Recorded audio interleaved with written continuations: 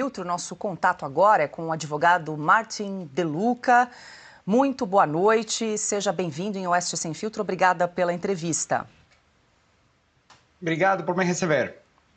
Doutor, eu gostaria de uma avaliação do senhor sobre esse gesto do governo americano de hoje, nesta quarta-feira, incluir o ministro Alexandre de Moraes, aliás, aplicar a lei Magnitsky contra o ministro Moraes, junto com a oficialização das tarifas de 50% aos produtos brasileiros. Como é que a gente pode interpretar esse gesto, né, de reunir as duas ações contra o ministro Moraes e em relação às tarifas econômicas aos produtos brasileiros? Bom, eu acho que tem três assuntos na mesa. Como o presidente Trump já deixou bem claro, uma coisa que o presidente Trump tem é que ninguém pode acusar ele de ser misterioso ou nebuloso, né? Sempre uma pessoa extremadamente claro no que ele quer. Então, na carta dele, basicamente tem três assuntos. Temos o assunto do julgamento do ex-presidente Jair Bolsonaro, temos o assunto das plataformas americanas que sofrem faz tempo ataques abusivos e permanentes do ministro Alexandre de Moraes. E, finalmente, temos os assuntos comerciais, os quais são de conhecimento público e os quais o governo dos Estados Unidos hoje, baixo o presidente Trump, está lidando no mundo inteiro. Está negociando com a União Europeia, que acaba de concluir e fechar um acordo, estão fechando acordo com a China e com diversas outras jurisdições. Então, tem esses três assuntos. A lei Magnitsky, essas sanções que foram aplicadas hoje, são aplicadas em relação aos primeiros dois assuntos, não em relação às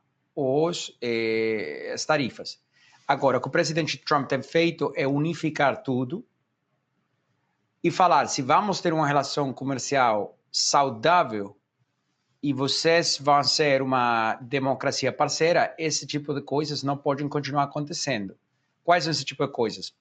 Da persecução política que acontece no Brasil, de conhecimento público, e também o ataque permanente às empresas de tecnologia americanas, que é único, não único, mas é raro o que está acontecendo no Brasil. Por exemplo, a Rumble. A Rumble é uma empresa que está banida só em 3 países no mundo, por força bruta. Brasil, pelos mandados do ministro Alexandre de Moraes, Rússia e China. Mas nenhum outro lugar a Rumble está banida. Então, isso é o tipo de ataque. Hoje a Rumble é a única plataforma que está bloqueada no Brasil e expulsa do Brasil, americana, não tem outra. E até onde eu saiba, acho que não tem outra de nenhum outro país também. Pareceria que foi um ataque deliberado do ministro.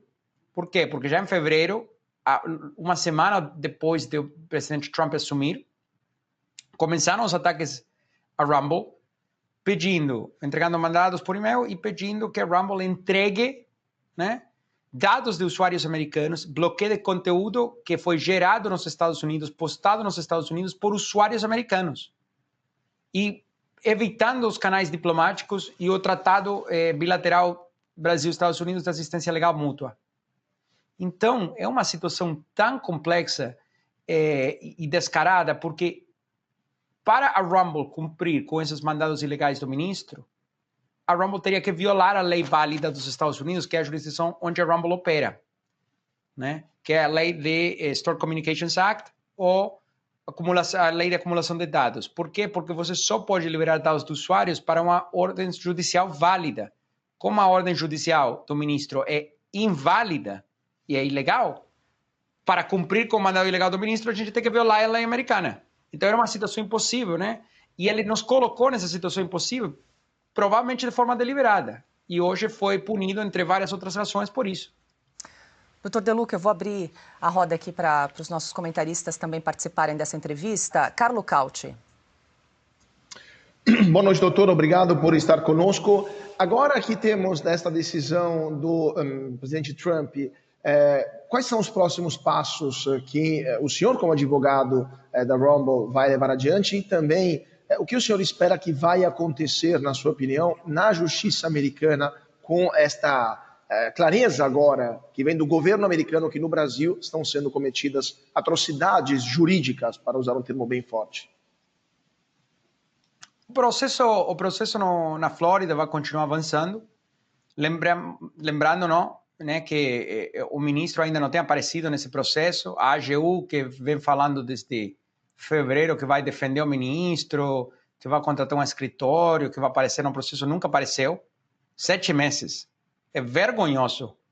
Mas é mais uma na longa lista de ações vergonhosas do ministro Alexandre de Moraes, que uma máxima autoridade jurídica de um país fica fugindo, né, de uma citação judicial e fica falando, vazando para a mídia que vai se defender e nunca aparece. A AGU passa vergonha, provavelmente por pressões internas, tendo que fazer comunicados dizendo que está monitorando a ação da Flórida, que vai contratar advogados, que tem que contratar advogados sigilosos, advogados secretos, que nunca ninguém viu, para monitorar a acompanhação da Flórida. E nunca apareceu nem a AGU, nenhum advogado, nem apareceu o ministro, não apareceu ninguém. Agora, após inúmeras tentativas de citar ao ministro, temos, obviamente, o que é considerado uma citação construtiva. Como praticamente todas as pessoas no Brasil, né, e a metade do planeta Terra sabe quem é Alexandre de Moraes e o processo que está rolando na Flórida, a justiça americana pode determinar que ele foi notificado apropriadamente, mesmo se a gente não consegue fisicamente notificar ele, porque a repercussão pública é tão grande que fica uma ficção totalmente inacreditável que o ministro fale que ele não está sabendo para se defender no processo da Flórida. E aí a ação pode proceder e até obter uma sentença em default se ninguém aparecer.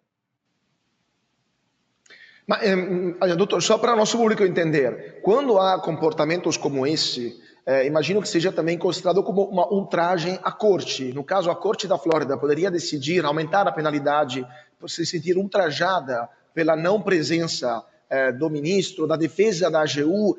O governo brasileiro também não faz nada. Poderia ser considerado como uma ultragem à corte, além, claro, do mérito do processo?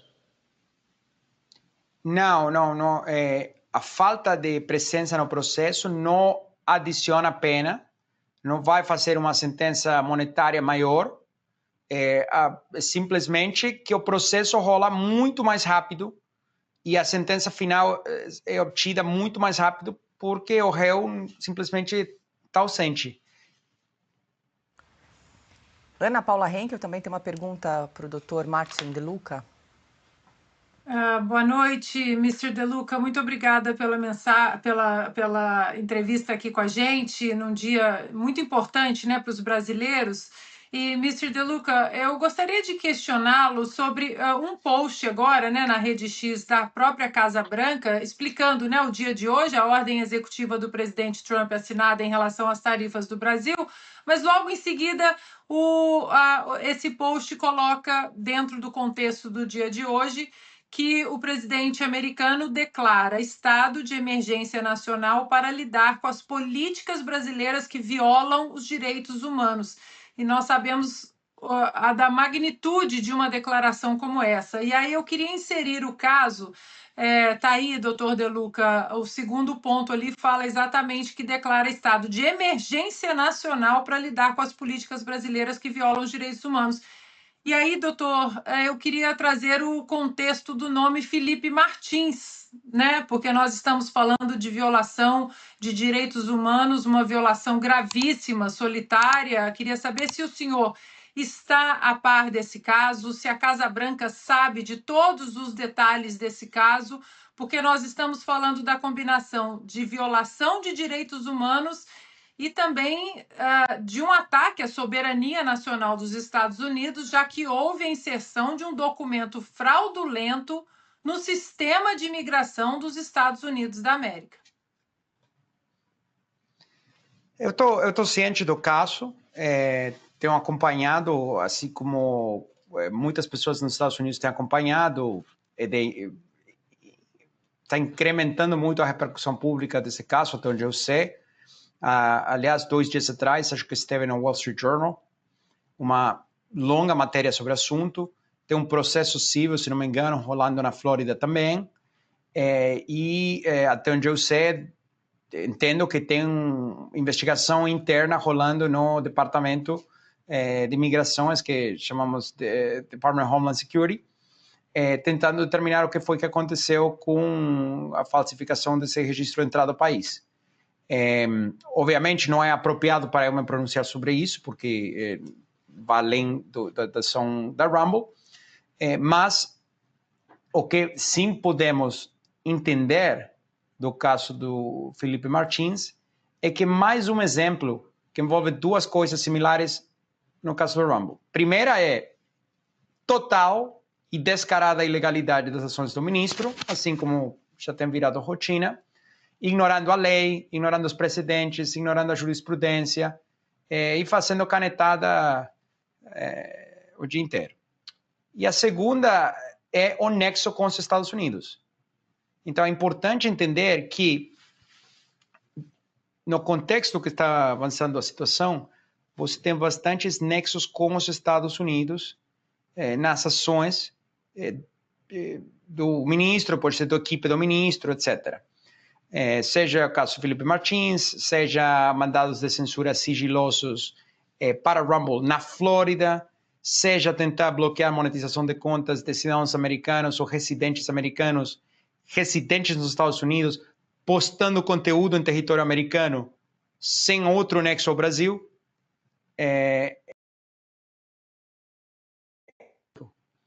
E os Estados Unidos têm vindo incrementando drasticamente nos últimos anos. Nossa ação, recomendo a todo mundo ler, acho que deve estar publicada em português também, por algum lugar. Nossa ação que emendamos a denúncia contra o ministro em 6 de junho e depois nossa petição suplementar do 14 de julho documentam inúmeros casos de ataques diretos e ilegais, baixo lei americana e lei brasileira, tá? E o tratado bilateral do ministro Alexandre de Moraes a cidadãos dos Estados Unidos, residentes dos Estados Unidos, empresas dos Estados Unidos em território americano sem presença no Brasil. Então, o caso Felipe Martins, eu acho que faz parte de essa agressão sistemática e quase permanente do ministro Alexandre de Moraes aos Estados Unidos. Perfeito. Rodrigo Constantino também tem uma pergunta? Boa noite, doutor Martim De Luca. Em primeiro lugar, como é a primeira vez que nos falamos, deixa eu agradecer em público o seu trabalho como advogado da Rumble, porque indiretamente eu sou o cidadão americano mencionado na causa, que pediram os dados de forma ilegal. Então eu agradeço muitíssimo aí seu trabalho, seu empenho em restabelecer os direitos, né, dos cidadãos americanos. O Paulo Figueiredo deu uma sugestão a um argentino chamado Fernando Cerimedo, que tem estudos sobre um tema que virou tabu no Brasil, as urnas eletrônicas e o processo eleitoral, e ele colocou esses estudos e está usando a Truth Social para publicar e divulgar isso. Bom, acreditando ou não no que ele está dizendo, é direito de qualquer um externar a sua opinião nas redes sociais. Assim, pelo menos, é nos Estados Unidos e em qualquer democracia séria. O senhor acredita que pode haver algum tipo de retaliação do Alexandre de Moraes em relação à Truth Social, como há para a Rumble no Brasil? E se ele for por esse caminho, qual seria a reação, uma vez que é uma plataforma de propriedade do presidente Donald Trump? Bom, obrigado, Rodrigo. Um prazer te conhecer no ar por primeira vez. Sua pergunta é ótima, é interessante, mas acho que já está parcialmente respondida. Se você vê nossa ação de fevereiro, a gente explica detalhada e minuciosamente uma coisa que o ministro Alexandre de Moraes provavelmente já sabia quando ele começou a encaminhar ordens de censura em fevereiro para a Rumble. E é que a Rumble, a Truth Social, né, opera sobre infraestrutura da Rumble. Então, quando você bloqueia a Rumble, especialmente como foi acontecendo no Brasil, de forma bruta, indireta e sem nenhuma colaboração, você atrapalha a engenharia e a infraestrutura da Truth Social, que opera na plataforma Rumble. E o que opera de que parte da Truth Social opera na plataforma Rumble? Os vídeos. Então, quando o ministro determina bloqueio total da Rumble no Brasil, o ministro acaba indiretamente, por essa infraestrutura, bloqueando os vídeos da Truth Social no território brasileiro. O qual é absurdo, mas a lista de coisas absurdas já é tão longa que acho que o comunicado hoje da Casa Branca foram 2, 3 folhas e deixou, não sei, outras 100 folhas que poderiam ter sido inclusas, né?